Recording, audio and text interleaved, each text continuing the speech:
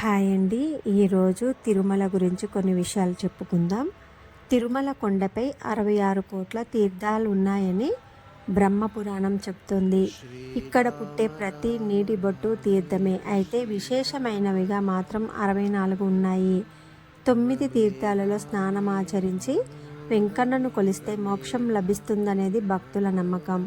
అవి స్వామివారి పుష్కరిణి, పాప వినాశనం, ఆకాశగంగా, కుమారధార, తుంబురు తీర్థం, రామకృష్ణ తీర్థం, పాండవ తీర్థం, పంచాయుధ తీర్థం, గోగర్భం. వీటిని భక్తులందరూ తప్పక తెలుసుకోవాలి.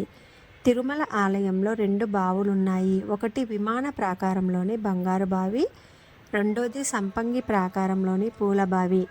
ఇవి ఏర్పడిన తీరుపై పురాణ గాథల్లో కొంత వివరణ ఉంది. వరాహ పురాణంలోని ఓ గాథను బట్టి రామానుజుల వారు భగవంతుడి అర్చారూపిణి బావిలో ఉంచుతారు. ఆలయంలో శ్రీనివాసుడికి అర్పించిన పూలను ఈ బావిలో వేయడం అనాదిగా వస్తుంది. అందుకే పూల బావిగా పిలుస్తారు. సంపంగి ప్రాకారంలో మూలపోటు దగ్గర మరో బావి ఉంది. యమునాచార్యుల వారు ఆకాశగంగా పాపనాశనం నీరు ఈ బావిలోకి వచ్చేలా దేవతలను ప్రార్థించారు. ఈ బావి నుంచి శ్రీనివాసుడికి నైవేద్యానికి అవసరమయ్యే నీటిని వాడుతారన్నది పురాణగాథ. కంటెంట్ నచ్చితే మన ఛానల్ సబ్స్క్రైబ్ చేసుకొని వీడియోస్ అన్నీ లైక్ చేయండి. గోవింద గోవింద. ఓం నమో నారాయణాయ.